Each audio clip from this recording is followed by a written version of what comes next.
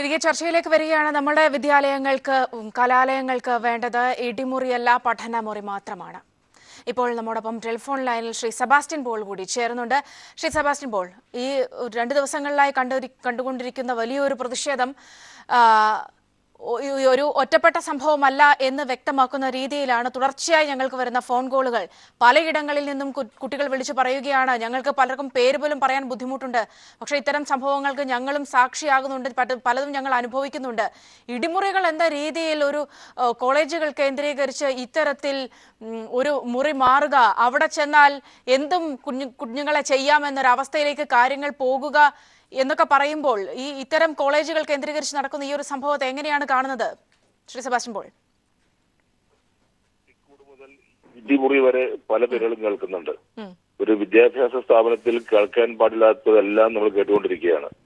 ഇടിമുറി എന്നൊക്കെ പറഞ്ഞൊരു മുറി ഒരു കോളേജിൽ ഉണ്ടാവുക എന്ന് പറഞ്ഞാൽ അത് കേരളം ആണെന്ന് ഓർക്കുമ്പോൾ അത് ലജ്ജ മാത്രമല്ല, അത് ഞെട്ടിപ്പിക്കുന്ന ഒരു സംഭവമല്ലേ. ഈ രീതിയിലാണ് നമ്മൾ വിദ്യാർത്ഥികളെ കാണേണ്ടത്, അല്ലെങ്കിൽ നമ്മുടെ വിദ്യാഭ്യാസ സമ്പ്രദായം ഈ രീതിയിലാണോ?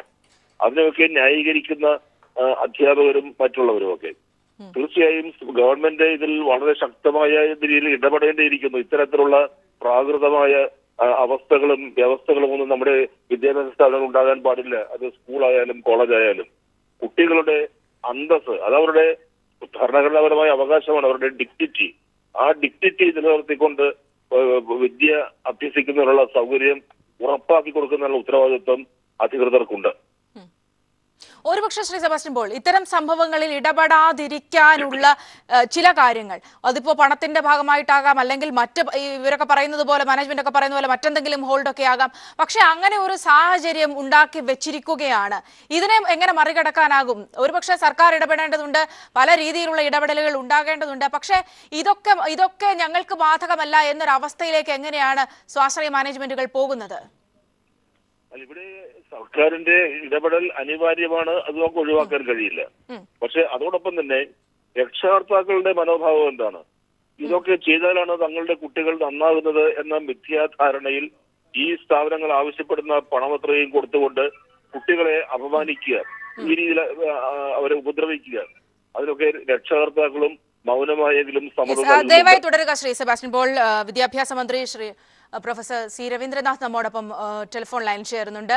ഈ ഒരു വിഷയത്തിൽ ഏതായാലും ഇപ്പോൾ സർക്കാർ ഒരു റിപ്പോർട്ട് തേടിയിട്ടുണ്ട്. പക്ഷേ ഇത്തരത്തിൽ നമ്മളുടെ കലാലയങ്ങൾ മാറുന്ന ഒരു സാഹചര്യത്തെ ആശങ്കയോടെ അല്ലാതെ കാണാനാകുമോ മിനിസ്റ്റർ?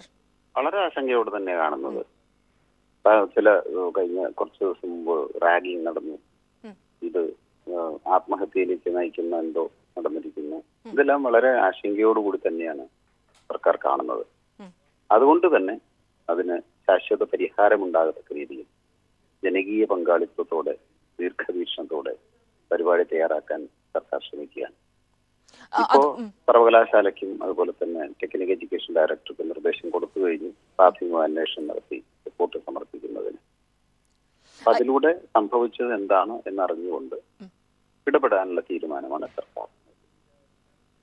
മിനിസ്റ്റർ, ഇവിടെ ഇപ്പോൾ ഈ പാമ്പാടി നെഹ്റു കോളേജിൽ മാത്രമല്ല, ഇപ്പോൾ കോയമ്പത്തൂർ കോളേജുമായി ബന്ധപ്പെട്ടായാലും പല കോളേജുകളിൽ നിന്നും വിദ്യാർത്ഥികൾ ഇത്തരത്തിൽ തങ്ങളുടെ അനുഭവങ്ങൾ പറയുന്നുണ്ട്, അമ്മമാരും അച്ഛന്മാരും ഒക്കെ വിളിച്ചു പറയുന്നുണ്ട് ഇത്തരം കാര്യങ്ങളൊക്കെ. അതുകൊണ്ട് തന്നെ പൊതുവിൽ ഇത്തരത്തിലുള്ള കോളേജുകൾ കേന്ദ്രീകരിച്ച്, സ്വാശ്രയ കോളേജുകൾ കേന്ദ്രീകരിച്ച് ഇങ്ങനെയുള്ള സംഭവങ്ങൾ ഉണ്ടോ എന്ന് മനസ്സിലാക്കിക്കൊണ്ടുള്ള ഒരു നടപടിയല്ലേ ഈ ഘട്ടത്തിൽ വേണ്ടത് മിനിസ്റ്റർ? തീർച്ചയായിട്ടും അത് ഇത്തരത്തിലുള്ള ഒരു സംഭവം നടന്ന കോളേജിന്റെ റിപ്പോർട്ടിനെ ആസ്പദമാക്കിയിട്ടാണ് തുടർ പഠനത്തിന് സാധ്യമാകുകയുള്ളൂ. ഒരു നിമിത്തം ഉണ്ടാവണമല്ലോ. അതിന് ഈ റിപ്പോർട്ട് നമ്മൾ ആധാരമാക്കിയിട്ട് നേരത്തെ സൂചിപ്പിച്ചതുപോലെ ഇത്തരത്തിലുള്ള കോളേജുകളിൽ നടക്കുന്ന ഒരിക്കലും നടക്കാൻ പാടില്ലാത്ത സംഭവങ്ങളുടെ കാരണങ്ങൾ എന്താണ്? എല്ലാം ഒരേ കാരണങ്ങളായിരിക്കില്ല, പക്ഷെ പൊതുവായി ചില കാരണങ്ങളും ഉണ്ടാകാം. അതുകൊണ്ട് അത്തരത്തിലുള്ള നല്ല ഒരു പഠനത്തിന് ശേഷം, ഈ കാര്യ റിപ്പോർട്ടിന് ശേഷം ഈ റിപ്പോർട്ട് പെട്ടെന്ന് നടപടിയെടുക്കുകയും മറ്റ് പ്രശ്നങ്ങളെ കുറിച്ച് പഠിച്ച് പൊതുവായി ഇത്തരം കോളേജുകളിൽ ഇത് നടക്കാതിരിക്കുവാനുള്ള ഒരു ഇടപെടൽ, പ്രത്യേകിച്ച് ഒരു ജനകീയ ഇടപെടലാകണം എന്നുള്ള ഒരു ആഗ്രഹമാണ്. കാരണം പൊതുജനങ്ങളുടെ കൂടി സഹകരണത്തോടു കൂടി ജനകീയവൽക്കരിച്ചുകൊണ്ടാണ് ഈ പ്രശ്നങ്ങൾ നമുക്ക് ശാശ്വതമായിട്ട് പരിഹരിക്കാൻ കഴിയുക. ആ രീതിയിലുള്ള ഇടപെടലിന് തന്നെയാണ് സംസ്ഥാന സർക്കാർ ശ്രമിക്കുന്നത്.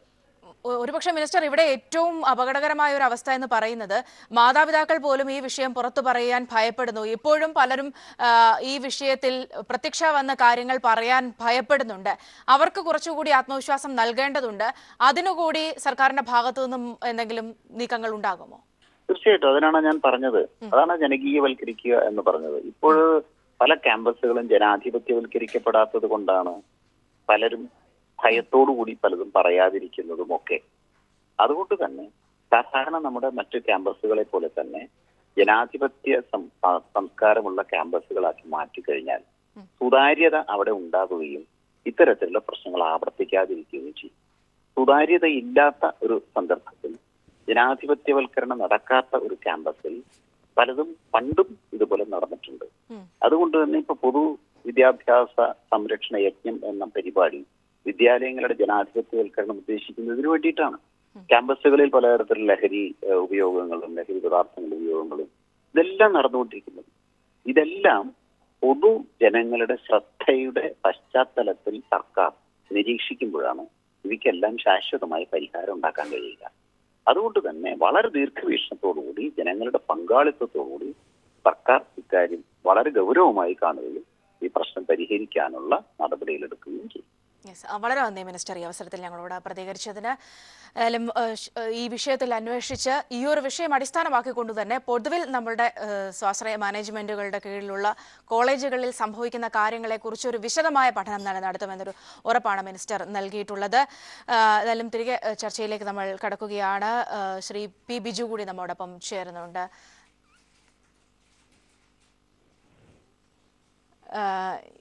ശ്രീ സെബാസ്റ്റ്യൻ പോളിലേക്ക് സാർ, നമ്മൾ സംസാരിച്ചു വന്ന ഒരു വിഷയത്തെക്കുറിച്ച് തന്നെ പറയുകയാണ്. ഇവിടെ നിയമപരമായുള്ള ഇത്തരം വിഷയങ്ങളിൽ, പ്രത്യേകിച്ച് ഇങ്ങനെയുള്ള എന്തെങ്കിലും കാര്യങ്ങളിൽ ഇടപെടൽ നടത്തുമ്പോൾ അതിനെ സ്വാശ്രയ മാനേജ്മെന്റുകൾ നേരിടുന്ന ഒരു ശൈലി നമ്മൾ കാലാകാലങ്ങളായി കാണുന്നതാണ്. ഇടപെടാതിരിക്കാനുള്ള എന്തെങ്കിലുമൊക്കെ പഴുതുകൾ ഉണ്ടാക്കിയ ശേഷമായിരിക്കും ഇത്തരം വിഷയങ്ങളെ നിയമപരമായി ഒക്കെ നേരിടുക. അതിനെ എങ്ങനെയാണ് മറികടക്കാൻ സാധിക്കുക? അതിനെക്കുറിച്ചാണ് നമ്മൾ സംസാരിച്ചു കൊണ്ടിരുന്നത്. ശ്രീ സെബാസ്റ്റ്യൻ പോൾ.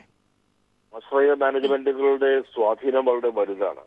അവരുടെ സാമ്പത്തിക ശേഷിയും വളരെ വലുതാണ്. അവർക്ക് ആരെയും ഭരണകൂടത്തെ ഉൾപ്പെടെ നിയന്ത്രിക്കാൻ കഴിയും എന്ന ഒരു ആശയം അവർക്കുണ്ട്.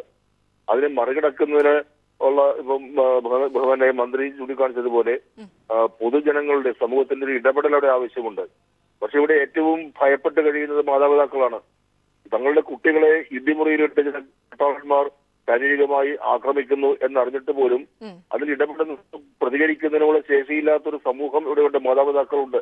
എല്ലാവരും ചേർന്ന് ഈ സ്വാശ്രയ വിദ്യാഭ്യാസ കച്ചവടക്കാരുടെ ക്രൂരമായ പ്രവൃത്തികൾക്ക് ഒരു കളമൊരുക്കി കൊടുക്കുകയാണ്. അതിനെ ന്യായീകരിക്കുന്ന ഒരു അന്തരീക്ഷം ഉണ്ടാക്കുന്നുമുണ്ട്. വളരെ നന്ദി ശ്രീ സെബാസ്റ്റ്യൻ പോൾ, അവസരത്തിൽ ഞങ്ങളോട് പ്രതികരിച്ചതിന്. ശ്രീ പി ബിജു കൂടി ജോയിൻ ചെയ്യുകയാണ് ചർച്ചയിൽ. ശ്രീ പി ബിജു, ഇവിടെ ശ്രീ സെബാസ്റ്റ്യൻ പോൾ സൂചിപ്പിച്ചു തന്നെ സ്വാധീനമുണ്ട്, അല്ലെങ്കിൽ കുറച്ച് പണമുണ്ട്, പക്ഷെ എന്തുമാകാമെന്നൊരു ധാർഷ്ട്യം, അതും നമ്മളുടെ ഈ കോളേജുകൾ കലാലയങ്ങൾ കേന്ദ്രീകരിച്ചുകൊണ്ട്, അതായത് ഒരു മനുഷ്യനെ വാർത്തെടുക്കുന്നതിൽ നല്ല കാര്യങ്ങൾ മാത്രം നൽകും എന്ന് ഏവരും പ്രതീക്ഷിച്ച് കടന്നു ചെല്ലുന്ന ഒരു കലാലയം കേന്ദ്രീകരിച്ചുകൊണ്ട് ഇങ്ങനെയൊരു ധാർഷ്ട്യം എങ്ങനെ സാധ്യമാകുന്നു? അല്ല, വളരെ ദൗർഭാഗ്യകരമായിട്ടുള്ള സംഭവമാണ് നെഹ്റു കോളേജിൽ ഉണ്ടായിട്ടുള്ളത്.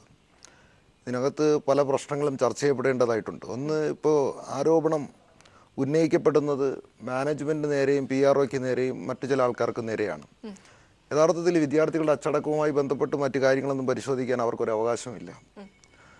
അപ്പോൾ ഇത്തരം കാര്യങ്ങളിലൊക്കെ ഇവർ ഇടപെടുന്നു എന്നുള്ളതാണ് ഈ സംഭവങ്ങൾ പുറത്തു വരുമ്പോൾ കാണുന്നത്. ഈ പണത്തിൻ്റെ ബലത്തിൽ കവലച്ചട്ടമ്പിമാരെ പോലെ കോളേജ് മാനേജ്മെൻറ്റുകൾ പ്രവർത്തിച്ചാൽ അതിനെ നേരിടാൻ കേരളീയ പൊതുസമൂഹം ഒറ്റക്കെട്ടായി രംഗത്തിറങ്ങേണ്ടതായിട്ടുണ്ട്. കാരണം ഇത്തരം സമീപനം ഒരു കാരണവശാലും നമുക്ക് അംഗീകരിച്ചു കൊടുക്കാൻ കഴിയുന്നതല്ല. സമാനമായിട്ടുള്ള പരാതികൾ ഇതിനു മുമ്പും ഈ സ്ഥാപനത്തിന് നേരെ ഉയർന്നിട്ടുണ്ട്. പലപ്പോഴും പണത്തിൻ്റെ ബലത്തിൽ പലരെയും സ്വാധീനിച്ച്, ഇപ്പോൾ മാധ്യമങ്ങൾ വാർത്ത വന്നാൽ അവരെ സ്വാധീനിക്കും. അവരെ സ്വാധീനിച്ചിട്ട് വലിയ വലിയ പരസ്യമൊക്കെ കൊടുക്കുന്ന സ്ഥാപനമാണ്.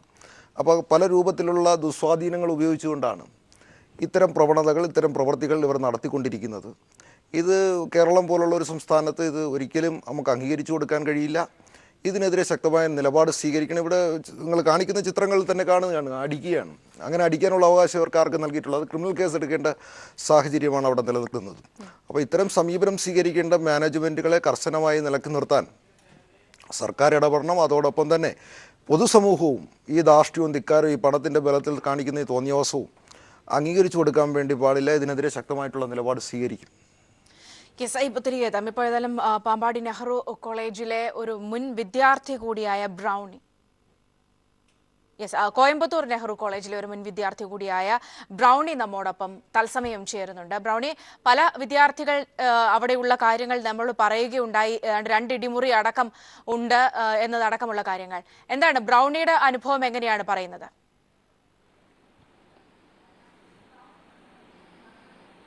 അല്ല, ഈ നെഹ്റു കോളേജിനെ കുറിച്ചിട്ട് ഞാനവിടെ പഠിച്ചതാണ്. അവിടെ 2007-2010 കാലയളവിലാണ് ഞാനവിടെ പഠിച്ചത്. അവിടുത്തെ അനുഭവം എന്ന് പറഞ്ഞാൽ, നമ്മൾ ഈ വാർത്തകളിലും ഫേസ്ബുക്കുകളിലും ഇപ്പോൾ വിവാദമായിക്കൊണ്ടിരിക്കുന്ന ഈ വിഷയത്തിലൊക്കെ ഇതൊക്കെ മുന്നേയും അവിടെ നടന്നിട്ടുണ്ട്. ഇതിനേക്കാൾ ക്രൂരമായിട്ട് നടന്നിട്ടുണ്ട്. എൻ്റെ ഒരു അനുഭവം വെച്ച് പറയുകയാണെങ്കിൽ, പാൻറ് സ്കിന്നി അധികമായിട്ട് ഉപയോഗിച്ചു എന്നതിൻ്റെ പേരിൽ എൻ്റെ ഒരു സീനിയർ വിദ്യാർത്ഥി എൻ്റെ മുന്നിലിട്ടിട്ട് ആ കോളേജിൻ്റെ ചെയർമാനും അവിടുത്തെ സ്റ്റാഫും കയറി അടിക്കുകയാണ്. അത് അടിക്കുക എന്ന് പറഞ്ഞു കഴിഞ്ഞാൽ നമ്മൾ കാണുന്ന ഇപ്പോൾ ഈ ക്ലിപ്പിൽ കാണുന്ന പോലെ ചൂരൽ കൊണ്ടൊന്നല്ല, കാലുകൊണ്ടും കൈകൊണ്ടും അതിക്രൂരമായ രീതിയിലാണ് അവിടെ മർദ്ദിക്കുന്നത്. ഒരു 2008 ഞാൻ കണ്ട ഒരു അനുഭവമാണ് ഞാൻ ഇവിടെ ഷെയർ ചെയ്യുന്നത്. അന്ന് അവിടെ പണിക്ക് വന്ന AC മെക്കാനിക്ക് വരെ ആ വിദ്യാർത്ഥിയെ തല്ലി, അതും വളരെ ക്രൂരമായിട്ട്. അപ്പോൾ അത്തരത്തിലൊരു ഭീതിയുള്ളൊരു അന്തരീക്ഷമാണ് ഈ കോളേജിൽ. അവിടെ നമ്മളിപ്പോൾ ഫേസ്ബുക്കിലൊക്കെ സംവിധായകൻ ആഷിഖ് അബു ഒരു ഫോട്ടോ ഒക്കെ ഇട്ടിട്ടുണ്ട്, സെന്തിൽ എന്ന് പറഞ്ഞിട്ട്. അദ്ദേഹം ശരിക്കും അദ്ദേഹത്തിനെ വട്ടോളി എന്നാണ് വിളിക്കുന്നത്. അദ്ദേഹമാണ് അവിടുത്തെ പേരെടുത്ത ഗുണ്ട. അദ്ദേഹം ഇത്തരത്തിൽ കുട്ടികളെ വരും, അതിമാരകമായ രീതിയിൽ മർദ്ദിക്കും. ചോദിക്കാൻ ചെന്ന് നമുക്കൊന്നും അങ്ങോട്ട് ചോദിക്കാൻ പാടില്ല. നമ്മളൊന്നും അങ്ങോട്ട് ചോദിച്ചു കഴിഞ്ഞാൽ സംസാരമില്ല അവർക്ക് അടിക്കുക, ചെപ്പക്കുറ്റിക്ക് നോക്കി അടിക്കുക. അതും അതിനൊന്നും ഒരു അടിസ്ഥാനത്തിൽ തല്ലുന്നു, എന്തിനു തല്ലുന്നു എന്നൊന്നും അങ്ങനെ അതിന് ചോദ്യത്തിനോ ആ കാരണത്തിനോ അവിടെ പ്രസക്തിയില്ല. അപ്പോൾ ഇങ്ങനെയൊക്കെ ഒരു അനുഭവങ്ങളാണ് എൻ്റെ ഒരു അനുഭവം എന്ന് പറഞ്ഞു കഴിഞ്ഞാൽ. ഞാൻ നെഹ്റു കോളേജിൽ പഠിച്ചുകൊണ്ടിരിക്കുമ്പോൾ എനിക്ക് അനുഭവിച്ചു. ഞാനിത് ആ സമയത്ത് എൻ്റെ രക്ഷിതാക്കളോടും എൻ്റെ കൂട്ടുകാരന്മാരും അത് രക്ഷിതാക്കളോട് പറയുമ്പോൾ അവർ ചിന്തിച്ചിരുന്നത് തലങ്ങൾ വേറെ തരമായിരുന്നു. അതുകൊണ്ട് തന്നെ അന്നത്തെ കാലഘട്ടത്തിൽ അതൊരു വിപ്ലവമായിട്ടോ അങ്ങനെ പുറത്തേക്ക് ഒരുപാട് നല്ല വാർത്തയായ രീതിയിലൊന്നും വന്നിട്ടില്ല. പക്ഷേ ഇന്ന് ഈ ജിഷ്ണുവിൻ്റെ ഉണ്ടായ ഒരു അനുഭവം ഒരുപാട് മുന്നേ ഉണ്ടായിരുന്ന പുഴുക്കുത്തിൻ്റെ ഒരു പുറമേക്ക് വന്നതാണെന്ന് തന്നെ എനിക്ക് തോന്നുന്നത്. ഇത് പണ്ടും കുറേ കാലങ്ങൾക്ക് മുന്നേയും ഇങ്ങനെ തന്നെയാണ് ആ കോളേജിൽ പോയിക്കൊണ്ടിരിക്കുന്നത്. ബ്രൗണി, ഞാൻ തിരികെ എത്താം. ഡോക്ടർ അരുൺ, ഇവിടെ നമ്മൾ ഈ വിദ്യാർത്ഥികളുടെ മാനസികാവസ്ഥയെക്കുറിച്ച് നമ്മൾ സംസാരിച്ചു. ഈ ഉപദ്രവിക്കുന്ന അല്ലെങ്കിൽ അങ്ങനെ നിലപാടെടുക്കുന്നവരുടെ മാനസികാവസ്ഥയെക്കുറിച്ച് കൂടി ചിന്തിക്കേണ്ടതുണ്ട്. നമ്മൾ നേരത്തെ സാധാരണ നമ്മൾ പറയാറുണ്ട്, നമ്മളെപ്പോഴും പ്രിയപ്പെട്ട അല്ലെങ്കിൽ ഒരുപക്ഷെ നമ്മൾ ദൈവത്തിൻ്റെയൊക്കെ ഭാഗത്ത് ഒരു രൂപം കാണുന്നതാണ് അധ്യാപകർ എന്ന് പറയുന്നത്. അധ്യാപകരായാലും ഇപ്പോൾ കോളേജിലെ സാധാരണ കോളേജുകളിലായാലും മറ്റ് സ്റ്റാഫുകളൊക്കെ ആയാൽ തന്നെയും സാധാരണ വിദ്യാർത്ഥികളോടുള്ള ഒരു പെരുമാറ്റം എങ്ങനെയാണെന്ന് നമുക്കറിയാം. പക്ഷേ അതിനും അപ്പുറത്ത് നിന്ന് ഈ കാര്യങ്ങളെ ഇങ്ങനെ നേരിടുക, അതായത് ആവശ്യമില്ലാതെ അവരെ ഉപദ്രവിക്കുക, ചെറിയ കാര്യങ്ങളുണ്ടെങ്കിലും ഇത്തരത്തിലുള്ള ഒരവസ്ഥ അതിനെങ്ങനെയാണ് നിരീക്ഷിക്കപ്പെടുന്നത്? ഈ സ്വാശ്രയ കോളേജുകൾ കേരളത്തിൽ ആരംഭിച്ച ആദ്യ കാലഘട്ടത്തിൽ തന്നെ കുറേ ആശങ്കകൾ അവയുടെ നടത്തിപ്പിനെക്കുറിച്ച് മുന്നോട്ട് വന്നിരുന്നു. അതിൽ പ്രധാനപ്പെട്ട ഒരു കാര്യം അതിൽ പഠിപ്പിക്കാനായിട്ട് കിട്ടുന്ന അധ്യാപകരുടെ ഗുണനിലവാരത്തെക്കുറിച്ചാണ്. നിർഭാഗ്യവശാൽ എനിക്ക് തോന്നുന്നു പ്രൊഫഷണൽ കോളേജുകളിൽ, അത് എഞ്ചിനീയറിംഗ് കോളേജായാലും മെഡിക്കൽ കോളേജായാലും, ഒരു തരത്തിലുള്ള അധ്യാപന പരിശീലനവും കിട്ടാതെയാണ് അധ്യാപകരെ തിരഞ്ഞെടുത്തുകൊണ്ടിരിക്കുന്നത്. ശരിക്കും പറഞ്ഞാൽ BTechോ MTechോ കഴിഞ്ഞിട്ട് ഒരാൾ അധ്യാപകനാകുന്നു. ഇതിനിടയിൽ എവിടെയാണ് അദ്ദേഹത്തിന് അധ്യാപകനാകാൻ വേണ്ട പരിശീലനം കിട്ടിയിട്ടുള്ളത്? മെഡിക്കൽ കോളേജ് എടുത്തു കഴിഞ്ഞാലും അത് തന്നെയാണ് അവസ്ഥ എന്നുള്ളതാണ്. അപ്പോൾ ഇവിടെ പ്രധാനമായിട്ടും മനസ്സിലാക്കാനായിട്ടുള്ളത് ഈ കുട്ടികളുടെ മാനസിക നില, അവരുടെ മനഃശാസ്ത്രം മനസ്സിലാക്കി അതിനനുസരിച്ച് അവരുമായിട്ട് ഇടപെടേണ്ട ഒരു പരിശീലനം അധ്യാപകർക്ക് ലഭിക്കേണ്ടതുണ്ട്. അതൊരു പക്ഷേ സർക്കാർ മേഖലയിലുള്ള കോളേജുകളിലൊക്കെ ഇൻ സർവീസ് ട്രെയിനിങ്ങുകളുടെയും മറ്റും രൂപത്തിലൊക്കെ അത് ലഭിക്കുന്നുണ്ട്. പക്ഷേ ഈ സ്വാശ്രയ കോളേജിലെ എത്ര ശതമാനം അധ്യാപകർക്ക് അത് ലഭിക്കുന്നുണ്ട് എന്നുള്ളത് വളരെ പ്രധാനപ്പെട്ടൊരു കാര്യമാണ്. ഇപ്പോൾ ശരിക്കും പറഞ്ഞാൽ ഒരു സിനിമയിലാണെങ്കിൽ പോലും ഒരു വ്യക്തിയുടെ ശരീരത്തിൽ കഠിനമായ ഒരു അടി, ഒരു മർദ്ദനം കിട്ടുമ്പോൾ അതേ ശരീരഭാഗത്ത് തന്നെ നമുക്കും ചിലപ്പോൾ ഒരു വേദന തോന്നും. ഒരാളെ കുനിച്ചു നിർത്തി അടിവയറ്റിൽ ചവിട്ടുന്ന കണ്ടു കഴിഞ്ഞാൽ നമ്മുടെ അടിവയറ്റിലും ചെറിയൊരു കത്തൽ വരും. അത് ശരിക്കും പറഞ്ഞാൽ നമ്മുടെയൊക്കെ തലച്ചോറിൽ മിറർ ന്യൂറോൺസ് അല്ലെങ്കിൽ ദർപ്പണ നാഡീവ്യൂഹങ്ങൾ എന്ന് പറഞ്ഞ ചില നാഡീവ്യൂഹങ്ങളുണ്ട്. അപ്പം ഇതാണ് മറ്റൊരാളുടെ വേദന തിരിച്ചറിഞ്ഞ് അദ്ദേഹവുമായിട്ടുള്ളൊരു തന്മയീഭാവം, ഒരു എമ്പതി സാധ്യമാക്കുന്ന അതിൻ്റെ അടിസ്ഥാനം എന്ന് പറയുന്നത്. നിർഭാഗ്യവശാൽ സമൂഹത്തിലെ ചില വ്യക്തികൾക്കെങ്കിലും ഈ ദർപ്പണ നാഡീവ്യൂഹങ്ങളുടെ അവിടെ തലച്ചോറിൽ കുറവാണ്. അങ്ങനെയുള്ള ആളുകളുടെ പ്രത്യേകത എന്താണെന്ന് വെച്ചാൽ മറ്റൊരാളുടെ വേദന മനസ്സിലാക്കി പെരുമാറാനുള്ള ഒരു കഴിവ് അവർക്ക് കുറവായിരിക്കും. നമുക്കിപ്പോൾ തന്നെ അറിയാം ചില കുട്ടികളെക്കുറിച്ച്. തൊട്ടടുത്തിരിക്കുന്ന വിദ്യാർത്ഥി സീറ്റിൽ നിന്നും എഴുന്നേറ്റ് നിൽക്കുന്ന സമയത്ത് അങ്ങോട്ടേക്ക് കോമ്പസ് വെക്കുന്ന ചില വിദ്യാർത്ഥികളെ കുറിച്ച് നമ്മൾ കേട്ടിട്ടുണ്ട്. അപ്പോൾ ഇവർക്കൊക്കെ തന്നെ ഇത് ആ ഒരു ചെറിയ പ്രായത്തിൽ തന്നെ ആ ദർപ്പണ നാഡീവ്യൂഹങ്ങളുടെ കുറവ് കൊണ്ട് മറ്റൊരാളുടെ വേദന മനസ്സിലാക്കാൻ കഴിയാത്ത ആളുകളാണ്. അപ്പോൾ ഈ ഒരു വിദ്യാർത്ഥി, ഇങ്ങനെ ഈ കോമ്പസ് കൊണ്ട് അടുത്തിരിക്കുന്ന കുട്ടിയെ കുത്തുന്ന ഒരു വിദ്യാർത്ഥി പഠിക്കാൻ സമർത്ഥനാണെങ്കിൽ അയാളും ചിലപ്പോൾ നന്നായി പഠിച്ചൊരു പ്രൊഫഷണൽ കോഴ്സ് പാസ്സായി നാളെ ഒരു അധ്യാപകനായിരുന്നിരിക്കും. പക്ഷേ അദ്ദേഹത്തിൻ്റെ സ്വഭാവ ഗുണം ആര് നിയന്ത്രിക്കും? ആരാണ് അതിനൊരു കൃത്യമായൊരു സ്ക്രീനിങ് ഏർപ്പെടുത്തുക? നിവർത്തിയില്ല എന്നുള്ളതാണ്. മറ്റൊരു പ്രധാനപ്പെട്ട കാര്യം, ഈ സ്വാശ്രയ കോളേജുകൾ തുടങ്ങിയപ്പോൾ വന്ന മറ്റൊരു പ്രധാനപ്പെട്ട ഒരു ആശങ്ക, ഒരുപാട് കോളേജുകൾ, അസംഖ്യം എഞ്ചിനീയറിംഗ് കോളേജുകളാണ് ഇന്ന് കേരളത്തിലുള്ളത്. അപ്പോൾ അതിലൊക്കെ പഠിച്ചുകൊണ്ടിരിക്കുന്ന ഒരുപാട് വിദ്യാർത്ഥികൾ. ഇപ്പോൾ തന്നെ 100 വിദ്യാർത്ഥികൾ എഞ്ചിനീയറിങ്ങിന് കേരളത്തിൽ ജോയിൻ ചെയ്താൽ അതിൽ 30 വിദ്യാർത്ഥികൾ മാത്രമേ 4 വർഷം കൊണ്ട് സമയത്ത് കോഴ്സ് പൂർത്തിയാക്കുന്നുള്ളൂ എന്നുള്ളതാണ് സത്യം. മറ്റൊരു 30% 4 കൊല്ലത്തെ കോഴ്സ് 5, 6, 7 വർഷം കൊണ്ട് പതിയെ പാസ്സാവും. 40% വിദ്യാർത്ഥികൾ, 100-ൽ 40 വിദ്യാർത്ഥികളെങ്കിലും ഈ കോഴ്സ് പൂർത്തിയാക്കാതെ പകുതി വഴിക്ക് വെച്ച് അത് ഉപേക്ഷിച്ച് മറ്റൊരു കോഴ്സിന് പോകേണ്ടി വരുന്നു. അവരുടെയാണ് ഈ സർട്ടിഫിക്കറ്റുകൾ തടഞ്ഞു വെക്കുന്നതും അടക്കമുള്ള വിഷയങ്ങൾ തൊട്ട് മുമ്പേ ചില വിദ്യാർത്ഥികൾ പറയുകയുണ്ടായി. പക്ഷേ ഈ വിദ്യാർത്ഥികൾക്ക് എന്ത് സംഭവിക്കുന്നു? ഈ കോഴ്സ് ഡ്രോപ്പ് ഔട്ട് ചെയ്ത് പോകേണ്ടി വരുന്ന വിദ്യാർത്ഥികൾക്ക് എന്ത് സംഭവിക്കുന്നു? സമൂഹം ചിന്തിക്കേണ്ട ഒരു കാര്യമാണ്. അതിൽ കുറച്ചു പേരെങ്കിലും എന്നെപ്പോലെയുള്ള മനോരോഗ ചികിത്സകരുടെ അടുത്ത് വരുന്നുണ്ട്, പലവിധ പ്രശ്നങ്ങളായിട്ട്.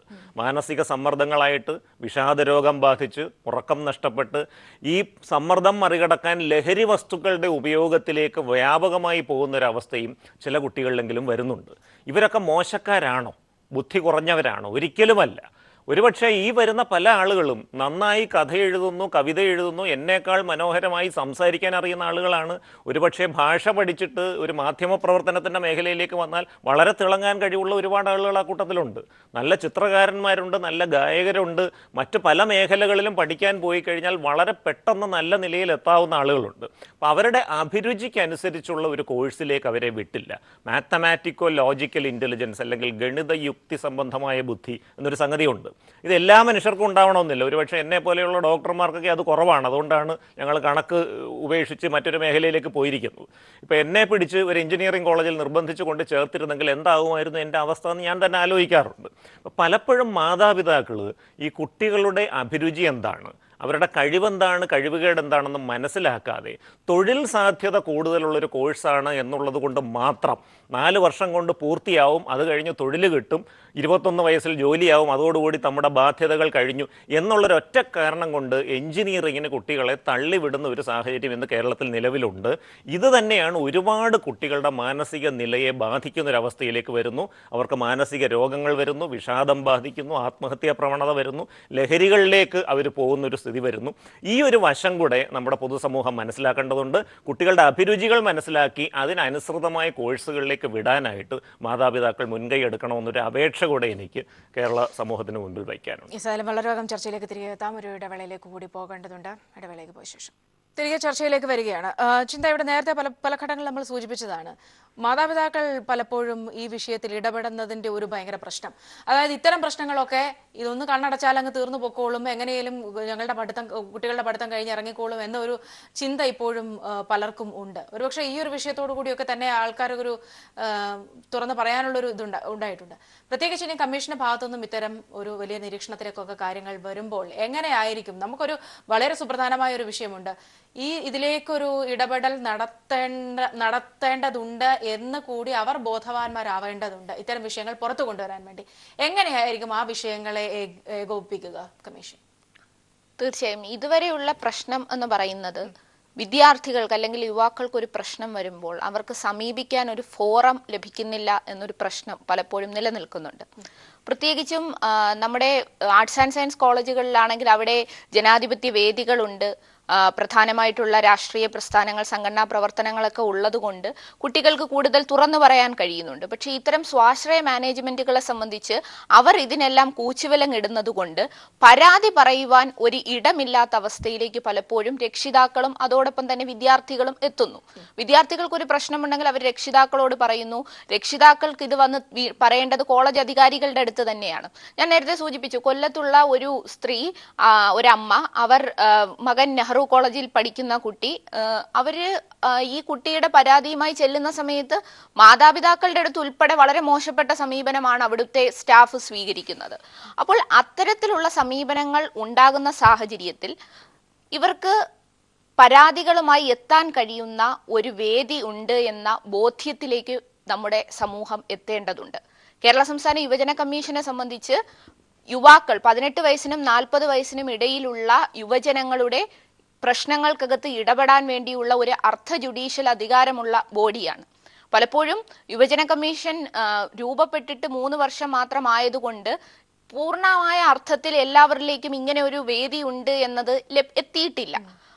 ഇത്തരം വിഷയങ്ങൾ ഉണ്ടാകുന്ന സമയത്ത് നമുക്ക് യുവജന കമ്മീഷനെ തീർച്ചയായിട്ടും സമീപിക്കാവുന്നതാണ്. ഞാൻ സൂചിപ്പിച്ചതുപോലെ കേരള യൂത്ത് കമ്മീഷൻ @gmail.com എന്ന സൈറ്റിലേക്കും എന്ന മെയിൽ അഡ്രസ്സിലേക്ക് മെയിൽ ചെയ്യാവുന്നതാണ്.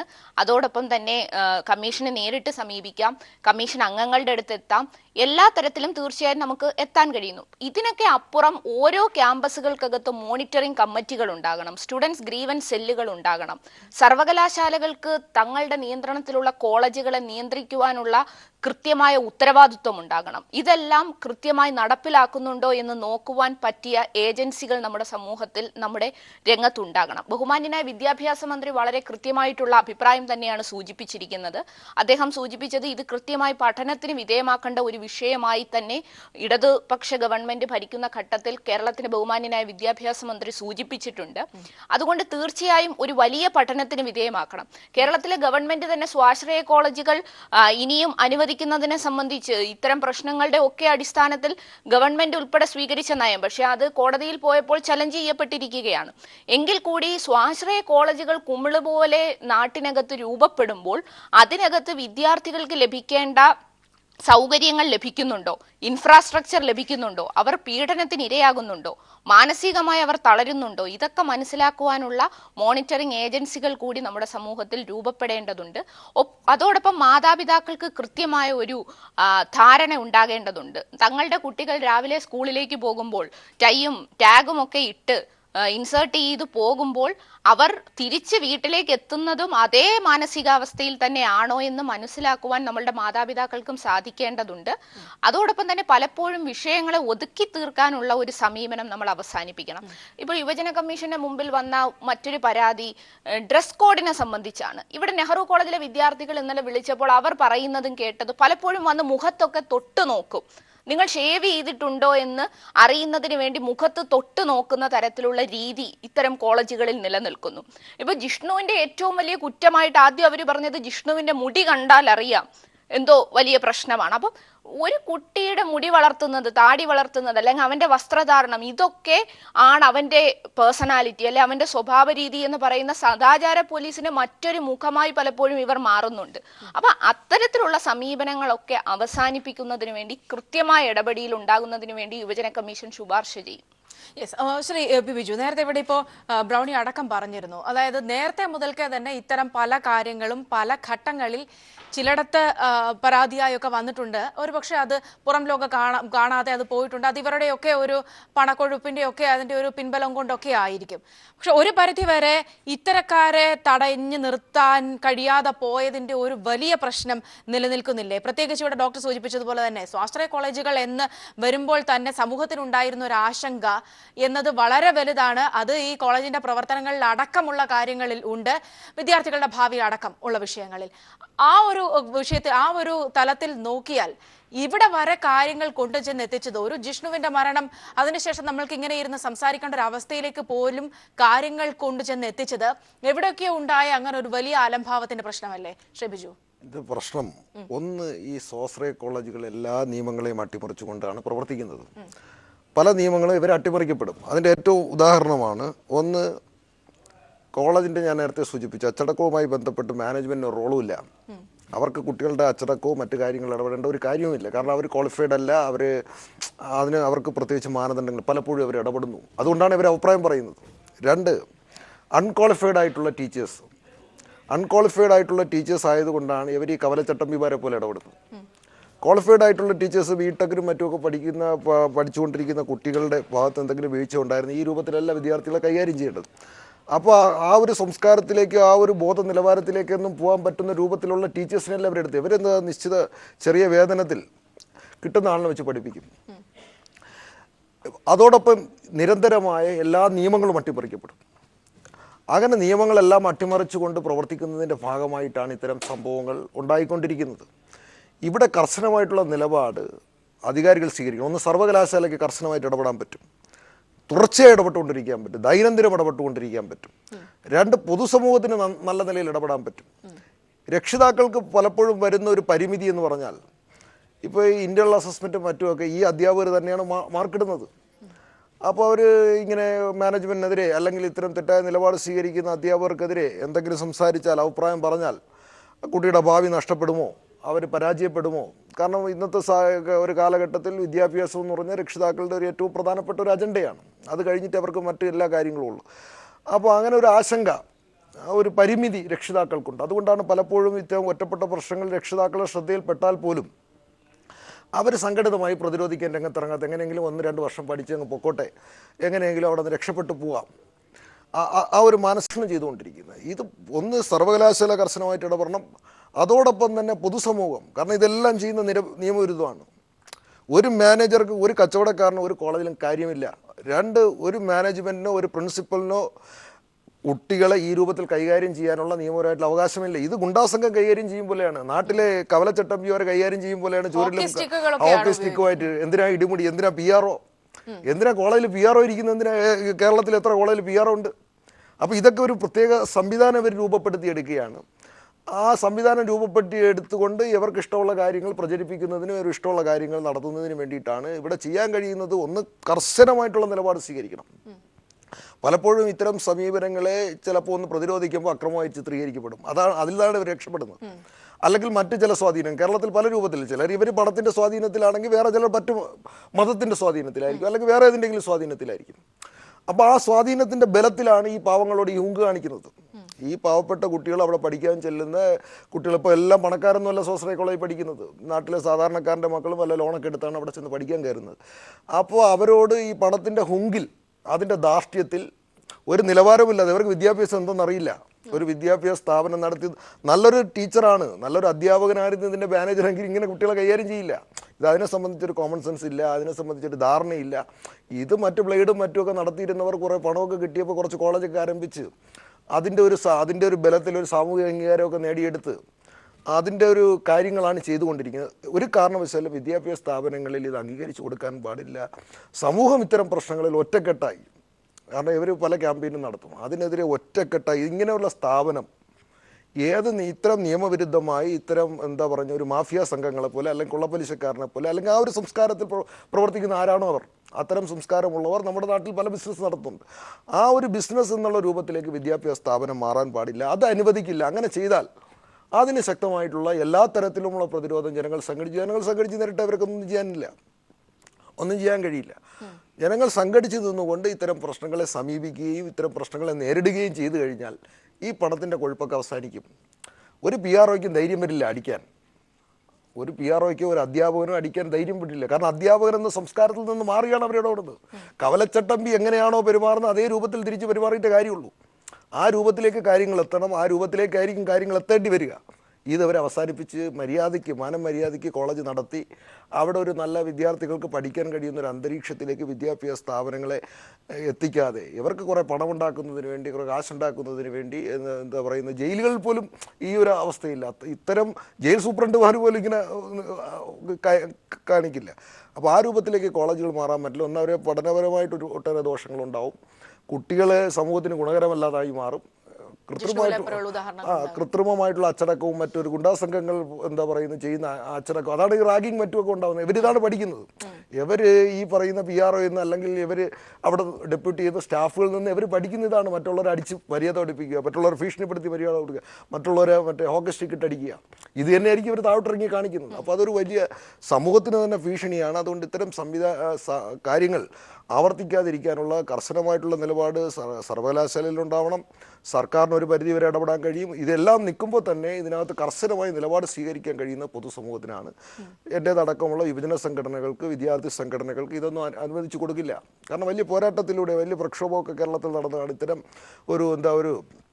ഇത്തരം തെറ്റായ സമീപനം വിദ്യാഭ്യാസ സ്ഥാപനങ്ങളിൽ സ്വീകരിച്ചാൽ അതിനെതിരെയുള്ള കർശനമായിട്ടുള്ള നിലപാട് ജനങ്ങളെയും യുവാക്കളെയും വിദ്യാർത്ഥികളെയൊക്കെ സംഘടിപ്പിച്ച് ചെറുക്കും അത് നടത്തിക്കൊണ്ടുപോകാൻ പറ്റില്ല. അങ്ങനെ രക്ഷിതാക്കളെയൊക്കെ സമ്മർദ്ദം നിർത്താം, പക്ഷേ പൊതുസമൂഹത്തിന് സമ്മർദ്ദം നിർത്താൻ കഴിയില്ല എന്നൊരു ബോധം ഈ മാനേജർമാർക്ക് വരും. ആ രൂപത്തിലേക്കുള്ള സമരങ്ങളാണ് ഇപ്പോൾ ഉയർന്നു വന്നുകൊണ്ടിരിക്കുന്നത്.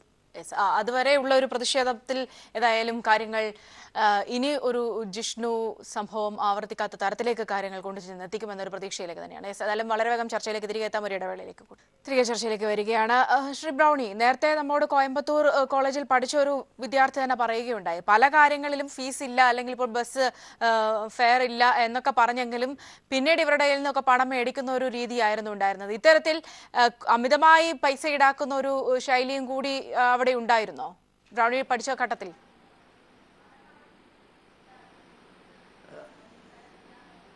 ഉണ്ടായിരുന്നു. ഇപ്പോൾ പറയുന്ന എല്ലാവിധ കാര്യങ്ങളും അന്നും നിലനിന്നിരുന്നു. ഇതിനേക്കാൾ കൂടുതൽ രൂക്ഷമായിട്ട് അന്നും ഉണ്ടായിരുന്നു ഈ ഇപ്പോൾ പറയുന്ന എല്ലാ പ്രശ്നങ്ങളും. അന്ന് ഈ ക്ലാസ്സിലൊക്കെ വരാതെ ക്ലാസ് എങ്ങനെയും മുടങ്ങിക്കഴിഞ്ഞാൽ കുട്ടികളിൽ നിന്ന് അമിതമായ ഫീസ്, അത് കോളേജിലൊന്നല്ല അടയ്ക്കേണ്ടത്, അത് ഒരു പറ്റം സാറുമാരുടെ കയ്യിലേക്കാണ് ഫീസ് പോകുന്നത്. അത് കോളേജിൻ്റെ ഒരു രേഖയിൽ നിന്നോ അല്ലെങ്കിൽ നമുക്ക് അതിൻ്റേതായിട്ടുള്ള ഒരു രേഖയൊന്നും നമുക്ക് കിട്ടില്ല. അത് ഒരു പ്രത്യേകതരം ടീച്ചർമാർ അല്ലെങ്കിൽ അതിൻ്റെ ഇത് കൈകാര്യം ചെയ്യുന്ന കുറച്ച് ടീച്ചർമാരുടെ കയ്യിലേക്കാണ് ഇത് പോവുക. അതിന് കൃത്യമായ ഫീസും ഇല്ല. ഓരോരുത്തരുടെ മുഖവും ഓരോരുത്തരുടെ സ്വഭാവമൊക്കെ നോക്കിയിട്ടാണ് അന്ന് കാലത്തും ഫീസൊക്കെ കൊടുത്തിരുന്നു. ഇപ്പോൾ എൻ്റെ അറിവിൽ ഒരു കുട്ടി ആക്സിഡൻ്റായിട്ട് ക്ലാസ്സിലേക്ക് വരാതിരുന്നു. അപ്പോൾ അന്ന് ആ കുട്ടിയുടെ കയ്യിൽ നിന്ന് വളരെ ഭീമമായ പൈസയായിരുന്നു. പക്ഷെ അന്ന് ഭീമമായ പൈസ കുട്ടി കൊടുക്കേണ്ടത് ഓഫീസിലൊന്നുമല്ല കുട്ടി അടയ്ക്കേണ്ടി വന്നു. കുട്ടി കൊടുക്കേണ്ടത് ഫീസ് ഏർപ്പാടാക്കിയ സാറിൻ്റെ കയ്യിലേക്കാണ് പൈസ കൊടുക്കേണ്ടി വന്നത്. അത്തരത്തിൽ തൊട്ടതിനും പിടിച്ചതിനൊക്കെ ഫൈനായിരുന്നു. ഫൈൻ ഇടാൻ വേണ്ടിയിട്ട് ഓരോ നിയമങ്ങൾ ഉണ്ടാക്കണ പോലെയായിരുന്നു നമുക്ക് തോന്നിയിരുന്നു. ഒരു പൈസ ഉണ്ടാക്കാം എന്നല്ലാതെ കുട്ടികളെ അച്ചടക്കം പഠിപ്പിക്കാനോ അല്ലെങ്കിൽ കുട്ടികളെ അത് റിമൈൻഡ് ചെയ്യാനൊന്നല്ല ആ ഘട്ടത്തിൽ ഫൈനും ഉപയോഗിച്ചിരുന്നത്. ഒരു പൈസ ഉണ്ടാക്കാൻ എത്തരത്തിൽ ഒരു ഫൈൻ ഉണ്ടാക്കണമെന്ന് ആലോചിച്ചിട്ടുള്ള രീതികളായിരുന്നു. അത്തരത്തിലൊക്കെ ആയിരുന്നു ഞങ്ങളുടെ കാലഘട്ടത്തിൽ കോളേജിന്റെ അവസ്ഥ. അതിന്ന് ഒട്ടും മാറിയിട്ടില്ല എന്നാണ് ഇപ്പൊ ഈ സംഭവത്തിനോട് ഞാൻ മനസ്സിലാക്കുന്നത്. ബ്രൗണി, അന്നൊക്കെ ഉള്ള ഒരു അനുഭവം വെച്ചിട്ട് അല്ലെങ്കിൽ കൂട്ടുകാർ പറഞ്ഞിട്ടുള്ള ഒരു അനുഭവം വെച്ചിട്ട് എന്തൊക്കെ കാരണങ്ങളാലായിരുന്നു അന്ന് ഈ ഇടിമുറികളിലേക്ക് കൊണ്ടുപോകുക കുട്ടികളെ?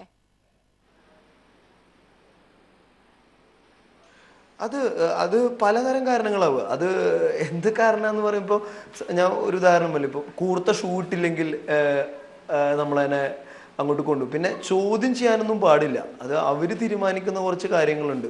അതിനപ്പുറമായിട്ട് ചോദ്യം ചെയ്യാനോ അതിനെതിരെ എന്തെങ്കിലും സംസാരിക്കാനോ അങ്ങനെയൊന്നും അധികാരമില്ല. അതും ഇപ്പം നമ്മൾ സാധാരണഗതിയിൽ എന്തിനാ അങ്ങനെയൊന്ന് ചോദിച്ചു പോയാൽ തന്നെ അവിടെ മർദ്ദനമാണ്. അതും മർദ്ദനം എന്ന് പറഞ്ഞാൽ ഞാൻ നേരത്തെ പറഞ്ഞ പോലെ വളരെ ലളിതമായ രീതിയിൽ മർദ്ദനമൊന്നുമല്ല, അതിഭീകരമാണ്. അത് അനുഭവിച്ചിട്ടൊരാളും കൂടിയിട്ടാണ്. അതിഭീകരമാണ് അതിൻ്റെ മർദ്ദനാവസ്ഥ. ആര് തല്ലുമെന്ന് പോലും പറയാൻ പറ്റില്ല. അത്തരത്തിലാണ്. അപ്പോൾ അവിടുത്തെ രീതികളും അത്തരത്തിലാണ്. നമ്മൾ പേടിച്ചു വരച്ചിട്ടാണ്.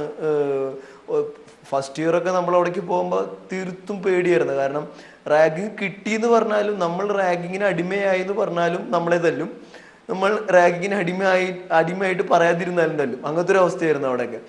ഈ പറയുന്ന ഈ വട്ടോളി എന്ന് പറഞ്ഞ സെന്തിൽ എന്ന് പറഞ്ഞിട്ട് അവിടെ ഒരു ഈ കായിക അധ്യാപകനാണ്. പുള്ളി ഞങ്ങളുടെ കാലഘട്ടത്തിൽ പുള്ളി പുറത്തേക്ക് ഇറങ്ങി എന്ന് അറിയുമ്പോൾ തന്നെ നമുക്ക് കിടുകിട പറയാണ്. കാരണം പുള്ളി അത്രയ്ക്കും ഭീകരനാണ്.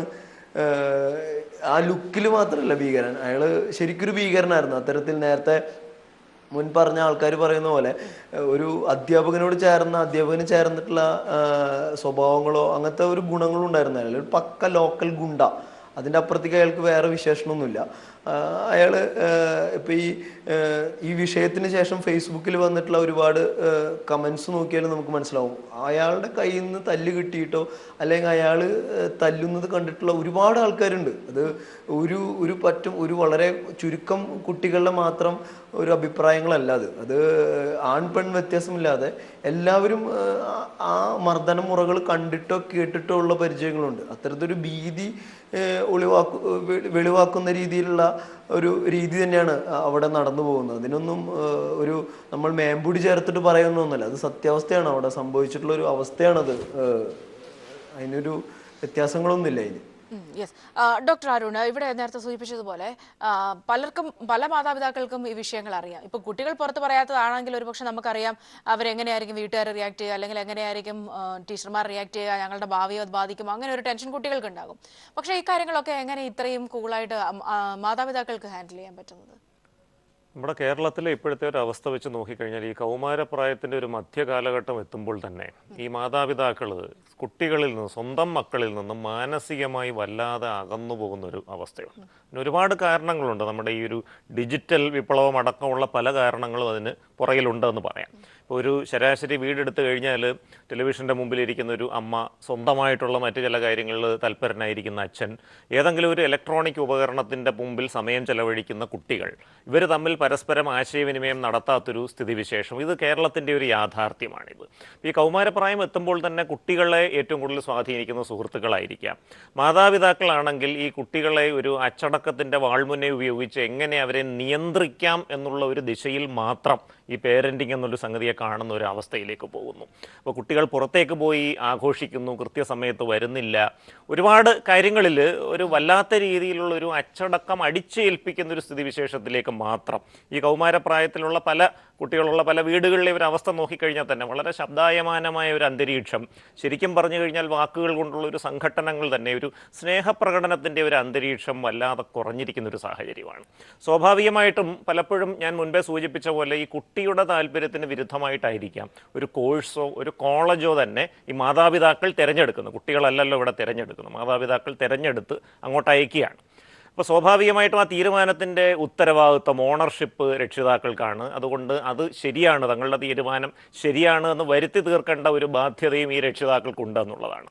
ഇപ്പോൾ കോളേജിലെത്തിയതിന് ശേഷം എന്തെങ്കിലുമൊക്കെ പ്രശ്നങ്ങളിലൂടെ വിദ്യാർത്ഥികൾ കടന്നു പോകുമ്പോൾ വീട്ടിൽ അത് വന്ന് പറഞ്ഞാൽ പോലും അത് ഈ കോളേജിൽ പഠിക്കാൻ താല്പര്യമില്ലാത്തതുകൊണ്ടാണ്, അല്ലെങ്കിൽ പൊതുവേ പഠനത്തിൽ ഉഴപ്പായതുകൊണ്ടാണ് എന്നുള്ളൊരു മുൻവിധിയോടുകൂടി ഈ വിദ്യാർത്ഥികൾ പറയുന്ന, അല്ലെങ്കിൽ സ്വന്തം മക്കൾ പറയുന്ന പ്രശ്നങ്ങളെ തൃണവൽഗണിച്ചുകൊണ്ട് അത് നിസാരമാണ് എന്നുള്ള രീതിയിൽ കരുതാനാണ് പലപ്പോഴും രക്ഷിതാക്കൾക്ക് താല്പര്യം. അപ്പം നമുക്കറിയാം ഇത്തരം പ്രശ്നങ്ങൾ നടന്നിട്ടുള്ള ക്യാമ്പസുകളിൽ പോലും റാഗിങ് ആയിക്കോട്ടെ, ഇത്തരത്തിലുള്ള ബുദ്ധിമുട്ടുകളായിക്കോട്ടെ, ഇങ്ങനെ നടന്ന ക്യാമ്പസുകളിൽ പോലും ഈ രക്ഷിതാക്കളുടെ കൂട്ടായ്മകൾ വിളിച്ചു കൂട്ടുമ്പോൾ പല ആളുകളും പറഞ്ഞിട്ടുള്ള കാര്യമാണ്, ചില രക്ഷിതാക്കളെങ്കിലും, ചില വിദ്യാർത്ഥികളുടെ അച്ഛനമ്മമാരെങ്കിലും ഈ ഒരു പ്രതിഷേധം ആവശ്യമില്ല, അല്ലെങ്കിൽ ഈ പ്രതിഷേധം വന്നു കഴിഞ്ഞാൽ തങ്ങളുടെ കുട്ടികളുടെ കോഴ്സിന് ലാഗ് വരും, അവർക്ക് കൃത്യസമയത്ത് പാസ്സാകാൻ പറ്റില്ല എന്നുള്ള രീതിയിലുള്ള തികച്ചും ഒരു സ്വയം കേന്ദ്രീകൃതമായ സ്വാർത്ഥമായ ഒരു നിലപാടെടുക്കുന്നതായിട്ട് പല അനുഭവങ്ങളും സൂചിപ്പിച്ചിട്ടുണ്ട് എന്നുള്ളതാണ്. ഇപ്പോൾ 4 വർഷം കൊണ്ട് കോഴ്സ് കഴിയുക, കോഴ്സ് കഴിഞ്ഞാൽ പിന്നെ എവിടെയെങ്കിലും പോയി ഒരു ജോലിക്ക് കയറുക, അതോടുകൂടി തങ്ങളുടെ ഉത്തരവാദിത്തം കഴിഞ്ഞു എന്നുള്ളൊരു രീതിയിലേക്ക് ഈ പേരൻറ്റിങ് അല്ലെങ്കിൽ രക്ഷാകർതൃത്വം എന്ന് പറയുന്ന സംഗതി അങ്ങ് ലളിതവൽക്കരിക്കുകയും കുട്ടികളിൽ നിന്നും മാനസികമായിട്ട് രക്ഷിതാക്കൾ അകന്നു പോവുകയും ചെയ്തതാണ് ഇതിൻ്റെ ഒരു കാരണം എന്നാണ് എനിക്ക് തോന്നുന്നത്. യെസ്, ഏതായാലും ചർച്ചയിലേക്ക് വളരെ വേഗം തിരികെ എത്താം. ഒരു ഇടവേള കൂടി അനിവാര്യമായിരിക്കുകയാണ്. ഇടവേളയിലേക്ക് പോയ ശേഷം എത്താം. ചർച്ചയിലേക്ക് തിരികെ വരികയാണ്. ചിന്ത, ഇവിടെ നമ്മളൊരു സുപ്രധാനമായ ഒരു വിഷയം നിരീക്ഷിക്കേണ്ടത്, ഇന്നിപ്പോൾ നേരത്തെ വിജിൻ സംസാരിച്ചപ്പോഴും ഒക്കെ പറഞ്ഞൊരു കാര്യം, ഈ ഒരു പ്രതിഷേധം നടക്കുമ്പോഴും മറുഭാഗത്ത് കാര്യങ്ങൾ ഇപ്പോഴും അയവ് വരുത്താതെയുള്ള മാനേജ്മെന്റിന്റെ ഒരു നിലപാടുണ്ട്. ഈ കുട്ടികൾക്ക് ഭക്ഷണം നിഷേധിക്കുന്നു, ഇനിയും ഇത്തരത്തിലുള്ള കാര്യങ്ങൾ അനുഭവിക്കേണ്ടി വരും. അതായത് ഈ സർട്ടിഫിക്കറ്റുകൾ അടക്കം അവിടെ കിടക്കുകയാണ്, അല്ലെ അവരുടെ ഭാവി അടക്കം അവിടെ കിടക്കുകയാണ്. ഈ മാനേജ്മെന്റുകളുടെ നിലപാട് നേരത്തെ നമ്മൾ സൂചിപ്പിച്ചു വന്നതുപോലെ തന്നെ മാനേജ്മെന്റുകളുടെ നിലപാട് ഇനിയും മാറാത്ത ഒരു സാഹചര്യത്തിൽ ഇത് എത്രത്തോളം ശ്രമകരമായിരിക്കും ഇനി അങ്ങോട്ട്? അല്ല, ഇപ്പോൾ പ്രതിഷേധിച്ച വിദ്യാർത്ഥികൾക്ക് മെസ്സിൽ ഭക്ഷണം നിഷേധിക്കുക എന്നൊക്കെ പറയുന്നത് ഒരിക്കലും അംഗീകരിക്കാൻ കഴിയാത്ത കാര്യമാണ്. കാരണം കടുത്ത മനുഷ്യാവകാശ ലംഘനമാണ് അത്തരം സംഭവങ്ങളിലൊക്കെ ഉണ്ടാകുന്നത്. അതായത് ഹോസ്റ്റലിൽ ഒരു വിദ്യാർത്ഥി അഡ്മിഷൻ എടുക്കുക എന്ന് പറഞ്ഞാൽ പൂർണ്ണ ഉത്തരവാദിത്വം, ആ കുട്ടിയുടെ പൂർണ്ണ ഉത്തരവാദിത്വം ഹോസ്റ്റൽ അധികൃതർ സ്വീകരിക്കേണ്ടതാണ്. അവർക്ക് ഭക്ഷണം, താമസത്തിനുള്ള സൗകര്യം. ഇപ്പം ഇന്നലെ കൈരളി ടി.വിയിൽ ഒരു പെൺകുട്ടി വിളിച്ചിട്ട് വളരെ വൈകാരികമായി പറയുന്നത് അവരുടെ ഹോസ്റ്റലിൽ ഒരു ഷോമാൻ വരാറുണ്ട്, പെൺകുട്ടികളുടെ അടുത്ത് മോശമായി പെരുമാറുന്ന ഒരു മനുഷ്യൻ വരാറുണ്ട്. പക്ഷേ നാളിതുവരെ ഞങ്ങൾ പരാതിപ്പെടുമ്പോൾ ഒരു അധികൃതരും അതിനെതിരെ നടപടി സ്വീകരിക്കുന്നില്ല എന്ന് ഉത്തരവാദിത്തപ്പെട്ട ഒരു ചാനലിൽ വിളിച്ചൊരു പെൺകുട്ടിക്ക് പറയേണ്ടി വരുന്ന സാഹചര്യം നിലനിൽക്കുന്നുണ്ട്. ഇപ്പോൾ പ്രതിഷേധിക്കുന്നവർക്ക് ഭക്ഷണം കൊടുക്കുന്നില്ല. ഇതൊക്കെ കേൾക്കുമ്പോൾ വളരെ കടുത്ത വയലേഷൻ ഓഫ് ഹ്യൂമൻ റൈറ്റ്സ് ആയിട്ടാണ് നമുക്ക് കാണാൻ കഴിയുന്നത്. ഇത്തരം വിഷയങ്ങൾക്കകത്തൊക്കെ ഗൗരവമായി ഇടപെടേണ്ടത് തന്നെയാണ്. ഇടപെടാൻ തന്നെയാണ് തീരുമാനിച്ചിരിക്കുന്നത്. നാളെ സംസ്ഥാന യുവജന കമ്മീഷൻ അംഗങ്ങളായിട്ടുള്ള ടി.പി. ബിനീഷ്, രമേശൻ, അതോടൊപ്പം തന്നെ സുജിത് പോൾ, ഇവർ 3 പേരും കോളേജ് സന്ദർശിക്കും. അവിടെ വെച്ച് വിദ്യാർത്ഥികളുമായി സിറ്റിംഗ് നടത്തുന്നതായിരിക്കും. പിന്നെ യുവജന കമ്മീഷനെ സംബന്ധിച്ച് ഒരു കോഷി ജുഡീഷ്യൽ ഫോറമാണ്. വ്യക്തമായ റിപ്പോർട്ട് ലഭിച്ചതിനു ശേഷമായിരിക്കും ബാക്കി നടപടികളുമായി മുമ്പോട്ട് പോകുന്നത്. ശ്രീ ബിജു, നമ്മൾ നേരത്തെ ഇവിടെ സൂചിപ്പിച്ചിരുന്നു, ഇത്തരത്തിലുള്ള സംഭവങ്ങൾ ആവർത്തിക്കപ്പെടുന്ന ഒരു സാഹചര്യം, പ്രത്യേകിച്ച് എങ്ങനെയാണ് നടത്തിക്കൊണ്ട് പോകേണ്ടത്, ഇങ്ങനെയുള്ള കോളേജുകൾ എങ്ങനെയാണ് നടത്തിക്കൊണ്ട് പോകേണ്ടത് എന്ന് ആദ്യം തന്നെ ഈ ഒരു വിഷയത്തിൽ ഇടപെടാത്തതിൻ്റെ ഒരു വലിയ പ്രശ്നമാണ് ഇപ്പോഴുള്ളത്. ഇനിയിപ്പോൾ ഏതായാലും ഈ ഒരു വിഷയം ഇപ്പോൾ സർക്കാരും ഗൗരവതരമായി കാണുകയാണ്. വിദ്യാഭ്യാസ മന്ത്രി റിപ്പോർട്ട് തേടിയിട്ടുണ്ട്. ഈ ഒരു വിഷയത്തിൽ അടിസ്ഥാനമാക്കി മുന്നോട്ട് പോകുമെന്ന് പറയുന്നു. ഇവിടെ നമ്മൾ കൃത്യമായ മാനദണ്ഡങ്ങൾ ഉണ്ടാകേണ്ടതല്ലേ? അത് കൃത്യമായി പാലിക്കപ്പെടുന്നു എന്ന് നിരീക്ഷിക്കേണ്ട ഒരു സംവിധാനം കൂടി ഉണ്ടാകേണ്ടതല്ലേ? അല്ല, കുറേ സംവിധാനങ്ങളുണ്ട്. അത് കുറച്ചുകൂടി ശക്തിപ്പെടുത്തണം. ഇത്തരം കോളേജുകൾ നടത്തുന്നവരുടെ ഒരു സർവകലാശാല അഫിലിയേഷൻ കൊടുക്കുമ്പോൾ ഇപ്പോൾ ചെറിയ പൈസയാണ് ഇവരെ നിന്ന് വാങ്ങുന്നത്. ഇവർ പലപ്പോഴും കുട്ടികളുടെ ഭാവി കൂടി സർവകലാശാല കണക്കിലെടുക്കുന്നതുകൊണ്ടാണ്. അല്ലെങ്കിൽ അവർക്ക് അഫിലിയേഷനൊക്കെ ക്യാൻസൽ ചെയ്യാൻ പറ്റും. അഫിലിയേഷനൊക്കെ ക്യാൻസൽ ചെയ്താൽ ഈ പഠിച്ചുകൊണ്ടിരിക്കുന്ന കുട്ടികളുടെയൊക്കെ ഭാവിയൊക്കെ അത് ബാധിക്കും എന്നുള്ളത് കൊണ്ടാണ്. അപ്പോൾ വലിയ ഡിപ്പോസിറ്റുകൾ ഇവരിൽ നിന്ന് വാങ്ങണം. വലിയ ഡിപ്പോസിറ്റ് ഏതെങ്കിലും തരത്തിൽ സ്ഥാപനങ്ങൾ തെറ്റായ ഈ രൂപത്തിലൊക്കെ പ്രവർത്തിച്ചാൽ അതിന് കോമ്പൻസേറ്റ് ചെയ്ത് യൂണിവേഴ്സിറ്റിക്ക് സ്വന്തമായി സംവിധാനത്തിൽ ഉണ്ടാക്കി കുട്ടികളെ പഠിപ്പിക്കാൻ കഴിയുന്ന രൂപത്തിലേക്ക് അവരുടെ ഡിപ്പോസിറ്റുകളൊക്കെ വർദ്ധിപ്പിക്കണം. ഇത്തരം സ്ഥാപനം അങ്ങനെയുള്ളൊരു സ്ഥാപനം ആരംഭിച്ചാൽ മതി. ഇതിനുള്ള പ്രശ്നം എന്ന് വെച്ചാൽ ഈ വട്ടിപ്പലിശക്കാർ വാങ്ങുന്ന പോലെ ആ രൂപത്തിൽ പെട്ടെന്ന് പണം ഉണ്ടാക്കുന്നതിന് വേണ്ടിയിട്ടൊരു സംവിധാനമായി ഈ സ്വകാര്യ കോളേജുകളെ കാണുന്നു. അതാണ് ഇപ്പോൾ പറഞ്ഞത്. നേരത്തെ മുൻ വിദ്യാർത്ഥി പറഞ്ഞ പോലെ ഫൈൻ ഈടാക്കുന്നതെന്ന് പറഞ്ഞാൽ ഒന്ന് ഫൈൻ തന്നെ ഈടാക്കാൻ പാടില്ല. 2 ഫൈൻ കാരണം കണ്ടുപിടിച്ച് ഫൈൻ ഈടാക്കുകയാണ്. ഒരു തെറ്റ് അല്ലെങ്കിൽ ഏതെങ്കിലും വീഴ്ച അല്ലെങ്കിൽ അവരുടെ കോളേജിൻ്റെ ഏതെങ്കിലും തരത്തിലുള്ള പ്രവർത്തനങ്ങളെ തടസ്സപ്പെടുത്തുന്ന ഏതെങ്കിലും രൂപത്തിന് ഒരു അച്ചടക്ക നടപടി എന്നുള്ള രൂപത്തിലല്ല, ഒരു കാശുണ്ടാക്കുക എന്നുള്ളതാണ്. പലിശയ്ക്ക് പിഴപ്പലിശ എന്നുള്ള രൂപത്തിലേക്ക്, ആ രൂപത്തിലേക്ക് കോളേജ് മാനേജ്മെൻറ്റുകൾ മാറാൻ ഒരു കാരണവശാലും അംഗീകരിക്കാൻ കഴിയില്ല. ഈ രൂപത്തിലാണ് കോളേജ് നിലപാട് സ്വീകരിക്കണമെങ്കിൽ വളരെ കർശനമായിട്ടുള്ള ഈ രൂപത്തിൽ സ്ഥാപനം പ്രവർത്തിക്കാൻ കഴിയില്ല എന്ന കർശനമായിട്ടുള്ള നിലപാട് സർവകലാശാലയ്ക്ക് എടുക്കാം. അല്ലെങ്കിൽ അവർ സ്വന്തം നിലയിൽ സർട്ടിഫിക്കറ്റ് കൊടുത്തോട്ട് എന്ന് തീരുമാനിക്കണം. സർവകലാശാലയ്ക്ക് ആ നിലപാട് സ്വീകരിക്കണം. അതോടൊപ്പം തന്നെ വളരെ കർശനമായിട്ടുള്ള നിലപാട് പൊതുസമൂഹം എടുക്കണം. ഇത് രക്ഷിതാവാണോ അല്ലയോ എന്നുള്ളതല്ല പ്രശ്നം. ഈ നാട്ടിലെ ജനങ്ങൾക്ക് ഇതൊരു ജനാധിപത്യ സമൂഹമാണ്. ഇത്തരം സ്ഥാപനങ്ങൾ ഈ നാടിൻ്റെ പുരോഗതിക്ക് തടസ്സമാണ്. ഈ വരുന്ന വാർത്തകൾ വെച്ച് നോക്കിയാൽ ഒരിക്കലും നമുക്ക് അംഗീകരിച്ച് കൊടുക്കാൻ കഴിയാത്ത രൂപത്തിലേക്ക് ഇതൊന്നും LP സ്കൂളൊന്നും അല്ല, ഇല്ല വലിയ ഗേറ്റൊക്കെ മതിലൊക്കെ ഇട്ട് പഠിപ്പിക്കാൻ. അപ്പോൾ ഇതൊന്നും അച്ചടക്കത്തിൻ്റെ ഭാഗമായിട്ടില്ല. ഈ അകത്ത് നടക്കുന്ന കാര്യങ്ങൾ പുറം ലോകം അറിയരുത്. അപ്പോൾ ഇതിനെ എന്താ പറയുന്ന ഒരു ഭീകരാന്തരീക്ഷം സൃഷ്ടിച്ച് കുട്ടികളെ വിരട്ടി ഭീഷണിപ്പെടുത്തി. അപ്പോൾ അതൊന്നും ഒരു വിദ്യാഭ്യാസ സ്ഥാപനത്തിൽ ചേർന്നതല്ല. അത് കുട്ടികളുടെ മാനസിക നിലവാരത്തെ ബാധിക്കും, പലതരത്തിലുള്ള സാമൂഹിക പ്രശ്നങ്ങൾ സൃഷ്ടിക്കും. അപ്പോൾ അതുകൊണ്ട് കർശനമായിട്ടുള്ള സാമൂഹിക ഇടപെടൽ, കാരണം നിയമം പല രൂപത്തിലാണ് ഇവരെ അട്ടിമറിച്ചുകൊണ്ടോ. യൂണിവേഴ്സിറ്റി നടപടിയെടുക്കും, കോടതിയെ സമീപിക്കും, ഗവൺമെൻറ് നടപടിയെടുക്കും, മറ്റേതെങ്കിലും ഏജൻസി സമീപിക്കും, നമുക്ക് സ്ഥാപനം നടത്തിക്കൊണ്ടുപോകാൻ സമ്മതിക്കുന്നില്ല എന്നാവും. ആ രൂപത്തിലേക്കാണ് ഇവർ പലപ്പോഴും ഇതിനെ വളച്ചടിച്ച് കൊണ്ടുപോയാണ് പലപ്പോഴും രക്ഷപ്പെടുന്നത്. പക്ഷേ ഇവർ മനസ്സിലാക്കേണ്ടത് ഇതിനേക്കാൾ ധാർഷ്ട്യവും ധിക്കാരവും കാണിച്ചിട്ടുള്ള മാനേജ്മെൻറ്റുകളെ നിലയ്ക്ക് നിർത്താൻ കേരളത്തിലെ പൊതുസമൂഹത്തിന് കഴിഞ്ഞിട്ടുണ്ട്. ഇത് സമൂഹത്തിൻ്റെ ഒരു പ്രശ്നമായി കണ്ടുകൊണ്ട് അങ്ങനെ ഡബിൾ രൂപത്തിൽ 2 തട്ടിൽ നിന്നുകൊണ്ട് ഇടപെടണം. ഒന്ന് സർവകലാശാല, ഇപ്പോൾ ഗവൺമെൻറ് റിപ്പോർട്ട് ചോദിച്ചു, ഗവൺമെൻറ്റിന് സർവകലാശാലയോട് ആവശ്യപ്പെടാൻ കഴിയും, കർശനമായിട്ടുള്ള നടപടി സ്വീകരിക്കണം. സർവകലാശാല തന്നെ സ്വതന്ത്രമായിട്ട് ഒരു നിലപാട് സ്വീകരിക്കണം. ഞങ്ങളുടെ യൂണിവേഴ്സിറ്റിയുടെ സർട്ടിഫിക്കറ്റാണ്, ഞങ്ങളാണ് അഫിലിയേറ്റ് ചെയ്തിട്ടുണ്ടെങ്കിൽ വിദ്യാഭ്യാസ സ്ഥാപനം എന്ന നിലയ്ക്ക് പ്രവർത്തിക്കണം, ജയിലെന്നുള്ള രൂപത്തിൽ പ്രവർത്തിക്കാൻ പാടില്ല. അങ്ങനെ പ്രവർത്തിച്ചാൽ അതിനെതിരെ നിലപാട് സ്വീകരിക്കും. ഇതിനു മുൻപും വന്നിട്ടുള്ള ഇത്തരത്തിലുള്ള പ്രശ്നങ്ങൾ അത് ഈ ഒന്നും പരിഗണിക്കപ്പെട്ടിട്ടില്ല എന്ന് വേണം മനസ്സിലാക്കാൻ ഓരോ തവണയും. അല്ല, പലപ്പോഴും ഇതിൻ്റെ പ്രശ്നം എന്ന് വെച്ചാൽ പല രൂപത്തിൽ അവർ നിയമങ്ങൾ ഇപ്പോൾ ക്വാളിഫൈഡ് ആയിട്ടുള്ള അധ്യാപകർ വേണമെന്നാണ് നിയമം. രേഖയിലുണ്ടാവും ഇവർ അൺക്വാളിഫൈഡ് ആയിട്ടുള്ളവരെ കണ്ടുപിടിപ്പിക്കും. മാനേജ്മെൻറ്റിന് കോളേജിൽ ഇടപെടാൻ അവകാശമില്ല. കുട്ടികളുടെ അച്ചടക്കവുമായി ബന്ധപ്പെട്ട് നടപടി എടുക്കാനുള്ള അവകാശം പ്രിൻസിപ്പളിനാണ്. ഇവിടെ പ്രിൻസിപ്പൾ പറയണില്ലല്ലോ. ഇവിടെ മാനേജറും PROയും പിന്നെ വേറെ ആൾക്കാരും അല്ലേ പറയുന്നത്. ഇതൊന്നും ഇവർക്ക് എന്താ കാര്യം? ഇവർക്ക് അഡ്മിനിസ്ട്രേറ്റീവ് ലെവലിൽ മാത്രമേ കാര്യമുള്ളൂ. കുട്ടികളുമായി ബന്ധപ്പെട്ട ഒരു അധികാരം ഇവർക്ക് നൽകുന്നില്ല. അതാണ് സർവകലാശാല നിയമം. അപ്പോൾ പലതരത്തിലുള്ള നിയമവിരുദ്ധ പ്രവർത്തനങ്ങൾ ഇവർ നടത്തുന്നു. അത് പണത്തിൻ്റെ ഹുങ്ക്, ആ പണത്തിൻ്റെ ഹുങ്ക് ഉപയോഗിച്ചുകൊണ്ട് പലതരത്തിൽ സ്വാധീനിക്കും. മറ്റൊരു രൂപത്തിൽ ഇവർക്ക് അതാണ് സൂചിപ്പിച്ചത്. ഇപ്പോൾ യൂണിവേഴ്സിറ്റി ഒരു കർശന നിലപാട് സ്വീകരിക്കുകയാണെങ്കിൽ കോടതിയിൽ പോകും. അപ്പോൾ ഈ രൂപത്തിൽ നമ്മുടെ നാട്ടിലെ നിയമ സംവിധാനങ്ങളെ ഇവരുടെ പണത്തിൻ്റെ ബലത്തിൽ ഇവർ പല രൂപത്തിൽ ദുസ്വാധീനിക്കുമെന്ന് മാത്രമല്ല പല രൂപത്തിൽ. കാരണം ഇവർക്കെതിരെ കേസ് പറയാൻ എല്ലാം കുട്ടികൾക്ക് പോകാൻ പറ്റും. അപ്പോൾ അതൊക്കെയാണ് ഇവർ യഥാർത്ഥത്തിൽ മിസ്യൂസ് ചെയ്യുന്നത്. പക്ഷേ ജാഗ്രതയോടുകൂടി സർവകലാശാലയും പൊതുസമൂഹവും വിദ്യാർത്ഥി യുവജന സംഘടനകളും എല്ലാം ജാഗ്രതയോടുകൂടി ഇത്തരം പ്രശ്നങ്ങൾ അംഗീകരിക്കില്ല. അത് നടത്തിക്കൊണ്ടുപോകാൻ പറ്റില്ല. നടത്തിക്കൊണ്ടുപോകാതിരിക്കാനുള്ള പല മാർഗ്ഗങ്ങളുമുണ്ട്. ഇപ്പം അധ്യാപകർ ഗുണ്ടകളായാൽ ഗുണ്ടകളെ പ്രതിരോധിക്കുന്ന രൂപത്തിൽ പ്രതിരോധിക്കേണ്ടി വരും. അപ്പോൾ അത്തരം സമീപനം കൂടി സ്വീകരിച്ചു കഴിഞ്ഞാൽ അതിൻ്റെ ഭാഗമായിട്ട് ഇഷ്യൂസ് വരും. അപ്പോൾ അത്തരം സമീപനം കൂടി സ്വീകരിക്കപ്പെടും എന്നൊരു തോന്നലുണ്ടായാൽ അവർ മാന്യം, കാരണം വലിയ ഇൻവെസ്റ്റ്മെൻറ്റ് അവർ നടത്തി വെച്ചിരിക്കുകയല്ലേ, വലിയ കാശുണ്ടാക്കാം എന്ന രൂപത്തിൽ വലിയ ഇൻവെസ്റ്റ്മെൻറ്റ് കൊടുത്തിരിക്കുകയാണ്. അപ്പോൾ ആ നിലയിൽ കൊണ്ടുപോകാൻ അനുവദിക്കില്ല എന്നൊരു ബോധത്തിലേക്ക് അവർ എത്തണം. അത് എത്തുമെന്നാണ് ഞാൻ കരുതുന്നത്. കരുതിയില്ലെങ്കിൽ അവർ എന്താ പറയുന്നത്, വിഡ്ഢികളാണെന്നേ പറയാൻ കഴിയും. കാരണം ഒരിക്കലും കേരളത്തിലെ ജനങ്ങൾ ഇത് അംഗീകരിച്ചു കൊടുക്കില്ല. രക്ഷിതാക്കൾ കുട്ടികളെ വിടുന്ന അവിടെ പഠിച്ച് അവർക്ക് നല്ല നിലയിൽ സമൂഹത്തിൽ മാറുന്നതിന് വേണ്ടിയിട്ടുണ്ട്. അവരെ ക്രിമിനലുകളാക്കാൻ കഴിയില്ല. ഇത് കണ്ടുപഠിക്കുന്ന കുട്ടികൾക്കും ആ സ്വഭാവത്തിലേക്കായിരിക്കും അവർ ചെന്നെത്തുന്നത്. അപ്പോൾ അതൊരു നല്ല രീതിയല്ല. അത് കർശനമായിട്ടുള്ള ബന്ധപ്പെട്ട അധികാരികൾ കർശനമായിട്ടുള്ള നിലപാട് സ്വീകരിക്കും. അതോടൊപ്പം തന്നെ ഞങ്ങളടക്കമുള്ള യുവജന സംഘടനകൾക്കും വിദ്യാർത്ഥി സംഘടനകൾക്കും എല്ലാം ഇത്തരം പ്രശ്നങ്ങൾ ഉണ്ടാകുമ്പോൾ അതിൽ ഇടപെടാനും ഇത്തരം പ്രവർത്തനങ്ങളെ, ഇത്തരം തെറ്റായ പ്രവർത്തനങ്ങളെ തടയാനും ആവശ്യമായിട്ടുള്ള ക്രമീകരണങ്ങൾ കൂടി വരുത്തേണ്ടതായിട്ടുണ്ട്. വളരെയധികം ചർച്ചയിലേക്ക് തിരികെ എത്താം. ഒരു ഇടവേളയിലേക്ക് കൂടി പോയ ശേഷം തിരികെ ചർച്ചയിലേക്ക് വരികയാണ്. ബ്രൗണി, ഇവിടെ പലപ്പോഴും വിദ്യാർത്ഥികളെ മാനസികമായി പീഡിപ്പിക്കുന്ന, പ്രത്യേകിച്ച് ഇവിടെ പലരും സൂചിപ്പിച്ചത് എക്സാം ആകുന്ന സമയത്ത് അവർക്ക് ഹാൾ ടിക്കറ്റ് നൽകാതെ അല്ലെങ്കിൽ എക്സാമിനുള്ള പ്രിപ്പറേഷനൊന്നും ചെയ്യാൻ തയ്യാറാകാത്ത അല്ല നൽകാൻ കഴിയാത്ത രീതിയിലേക്കൊക്കെ അവരെ കൊണ്ടുവരിക, അത്തരത്തിൽ മാനസികമായ ഒരു പീഡനവും അതും അനുഭവിക്കേണ്ടി അല്ലെങ്കിൽ സാക്ഷ്യം വഹിക്കേണ്ടി വന്നിട്ടുണ്ടോ കോയമ്പത്തൂർ കോളേജിൽ ബ്രൗണിക്ക്? അത് നേരത്തെ പറഞ്ഞ ഈ ഫൈൻ്റെ ഭാഗമൊക്കെ ആയിട്ടാണ്. അവിടെ ക്ലാസ് കയറിയില്ലെങ്കിൽ അല്ലെങ്കിൽ ക്ലാസ് നഷ്ടപ്പെട്ട് കഴിഞ്ഞാൽ അതിന് ഇവർ ഈടാക്കുന്ന ഓരോ പണമുണ്ടല്ലോ, ഓരോ രസീതില്ലാത്ത പണം, അതൊക്കെ ഇതിൻ്റെ ഭാഗമായിട്ടാണ്.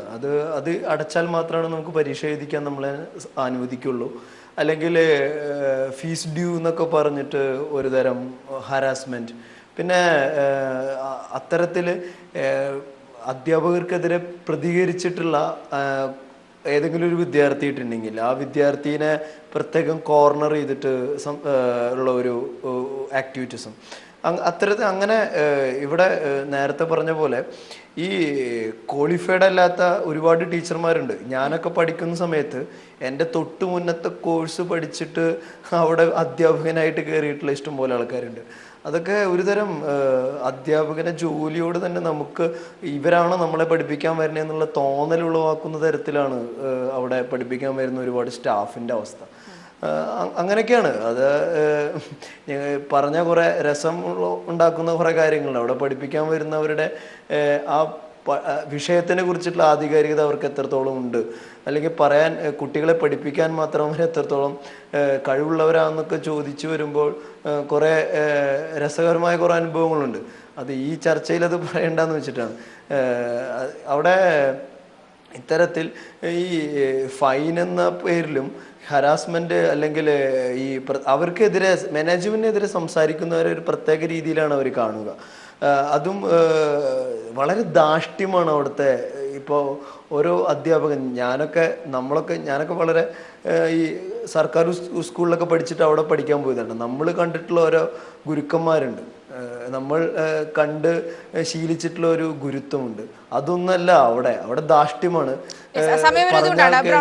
ദയവായി തുടരുക. ഡോക്ടർ അരുൺ, ഏതായാലും അവസാനമായ ചർച്ച വൈൻഡപ്പ് ചെയ്യേണ്ട ഒരു ടൈം ആയിരിക്കുകയാണ്. നമുക്ക് ഒരുപാട് ജിഷ്ണുമാരെ പോലെ ചിന്തിക്കുന്ന ഒരുപാട് കുട്ടികളുണ്ടാകും. അവരോട് ഈ ഒരു ഘട്ടത്തിൽ പറയാനുള്ളത് എന്താണ് ഒരു ഡോക്ടർ എന്ന നിലയിൽ? ഒരു ക്യാമ്പസ് ജീവിതം തീർച്ചയായിട്ടും സമ്മർദ്ദങ്ങളിലൂടെ കടന്നു വന്നൊരു കാലഘട്ടമാണ്. പക്ഷേ ആ സമ്മർദ്ദങ്ങളെ അതിജീവിക്കാൻ നമുക്ക് ചെയ്യേണ്ട ഏറ്റവും പ്രധാനപ്പെട്ട ഒരു കാര്യം പരമാവധി സാമൂഹ്യ ബന്ധങ്ങളെ വികസിപ്പിക്കുക എന്നുള്ളതാണ്. നമുക്ക് ക്യാമ്പസിൽ നല്ല സൗഹൃദങ്ങൾ ഉണ്ടാകണം. ക്യാമ്പസിൽ മാത്രം ഒതുങ്ങി നിൽക്കരുത് നമ്മുടെ സൗഹൃദങ്ങളും നമ്മുടെ ബന്ധങ്ങളും. നമ്മുടെ അയൽവീട്ടിൽ ഉള്ള ആളുകളുമായിട്ട് നമുക്ക് സൗഹൃദങ്ങൾ വേണം, ബന്ധുക്കളുടെ ഇടയിൽ സൗഹൃദങ്ങൾ വേണം, മുൻപ് പഠിച്ചിരുന്ന സ്കൂളിലെ സഹപാഠികളുമായി സൗഹൃദങ്ങൾ വേണം. ഇങ്ങനെ 4 or 5 കൂട്ടായ്മകളെങ്കിലും ഓരോ വ്യക്തിയുടെയും ചുറ്റും ഉണ്ടാകണം. ഇതെന്തിനാണെന്ന് വെച്ചാൽ എവിടെയെങ്കിലും ഒരു പ്രതിസന്ധി ഉണ്ടായിക്കഴിഞ്ഞാൽ അതോടുകൂടി തന്നെ സഹായിക്കാൻ ആരുമില്ല എന്നൊരു മാനസിക നിലയിലേക്ക് ഒരു കുട്ടിയും ഇനി പോകാൻ പാടില്ല. കോളേജിലൊരു പ്രയാസം ഉണ്ടായി എങ്കിൽ അയൽ വീട്ടിലുള്ള നമ്മുടെ സുഹൃത്തുക്കളോട് ഒരു 5 മിനിറ്റ് സംസാരിക്കുമ്പോൾ തീരുന്ന പ്രശ്നമേ ഉള്ളൂ എന്ന് ബോധ്യപ്പെടാൻ വേണ്ടിയെങ്കിലും നമ്മുടെ ചുറ്റും കാര്യമായിട്ടുള്ള സാമൂഹികമായിട്ടുള്ള കൂട്ടായ്മകൾ വേണം. അതിനുവേണ്ടി ഈ ഒരു ഇലക്ട്രോണിക് ഉപകരണങ്ങളുടെ ഒരു ലോകത്തേക്ക് മാത്രം ഒതുങ്ങി നിൽക്കുന്ന ഒരു അവസ്ഥയിൽ നിന്ന് മാറി കഴിയുന്നതും ആളുകളുമായി പരമാവധി നേർക്കുനേർ സംസാരിക്കുന്ന ഒരു രീതിയിലേക്ക് വരണം. അതിനെ പ്രോത്സാഹിപ്പിക്കുന്ന ഒരു അവസ്ഥ നമ്മുടെ രക്ഷിതാക്കളും തിരഞ്ഞെടുക്കേണ്ടതായിട്ടുണ്ട്. അതേപോലെ ഒരു +2 കാലഘട്ടമാവുമ്പോഴെങ്കിലും തൻ്റെ വഴി എന്താണ്, തൻ്റെ അഭിരുചി എന്താണ് എന്നുള്ളത് മനസ്സിലാക്കി ഭാവി കോഴ്സ് തിരഞ്ഞെടുക്കാൻ കഴിയണം. അതിനെ സപ്പോർട്ട് ചെയ്യാനായിട്ട് രക്ഷിതാക്കളും തയ്യാറായി കഴിഞ്ഞാൽ ഇത്തരത്തിലുള്ള അവസ്ഥകളെ നമുക്ക് വലിയൊരളവ് ഒഴിവാക്കാനായിട്ട് പറ്റും. അതോടൊപ്പം മാതാപിതാക്കൾ ഈ കുട്ടികളുമായിട്ട് തുറന്ന് സംസാരിക്കാനും അങ്ങോട്ടും ഇങ്ങോട്ടും നല്ല രീതിയിലുള്ളൊരു ആശയവിനിമയത്തിനുള്ളൊരു അരമണിക്കൂർ സമയമെങ്കിലും ദിവസേന ഒരു കുടുംബത്തിൽ കുട്ടികളുമായിട്ട് തുറന്ന് സംസാരിക്കാൻ, അവർക്ക് പറയാനുള്ള കാര്യങ്ങൾ ശ്രദ്ധയോടെ കേൾക്കാൻ, അവരെ വെറുതെ വിധിക്കാൻ വേണ്ടിയിട്ടല്ല, അവരെ കുറ്റം പറയാൻ വേണ്ടിയോ ശാസിക്കാനോ വേണ്ടിയിട്ടല്ല, അവർ പറയുന്ന കാര്യങ്ങൾ കേട്ടിരിക്കുന്ന നല്ല സുഹൃത്തുക്കളായിട്ട് മാറാൻ നമ്മുടെ മാതാപിതാക്കളും കൂടെ ശ്രദ്ധിച്ചാൽ ഈ പ്രശ്നങ്ങളെ നമുക്ക് വലിയൊരളവ് പ്രതിരോധിക്കാൻ കഴിയും. വളരെ നന്ദി ഡോക്ടർ അരുൺ. ഒപ്പം തന്നെ ചിന്ത ജെറോം, ഇപ്പോൾ നമ്മളോട് സംസാരിക്കുന്ന ബ്രൗണി, പി ബിജു, ശ്രീ വിജിൻ. ഏതായാലും ഡോക്ടറോട് തന്നെ സംസാരിച്ച് ചർച്ച അവസാനിപ്പിക്കാനുള്ള ഒരു കാരണം എന്ന് പറയുന്നത് ജിഷ്ണുവിൻ്റെ മാനസികാവസ്ഥയിലുള്ള ഒരുപാട് കുട്ടികൾ ഉണ്ടാകാം, അങ്ങനെ ഇനി ഒരാൾക്കും അങ്ങനെ ഒരു അവസ്ഥ ഉണ്ടാകരുത് എന്നതുകൊണ്ടാണ്. ഏതായാലും ജിഷ്ണു ഒരു അവസാന ഉദാഹരണമായി നിൽക്കട്ടെ. ഇനി ഇടിമുറികൾ നമുക്ക് വേണ്ട, പഠനമുറികൾ മാത്രമാണ് വേണ്ടത്. നമ്മളുടെ കലാലയങ്ങൾ നമ്മളുടെ കുട്ടികൾക്ക് പഠിക്കാൻ വേണ്ടിയുള്ളതാകണം, അവരുടെ ഭാവിക്ക് വേണ്ടിയുള്ളതാകണം. ഏതായാലും ചർച്ച ഇവിടെ പൂർണ്ണമാവുകയാണ്. ചർച്ചയിൽ പങ്കെടുത്ത അതിഥികൾക്ക് നന്ദി.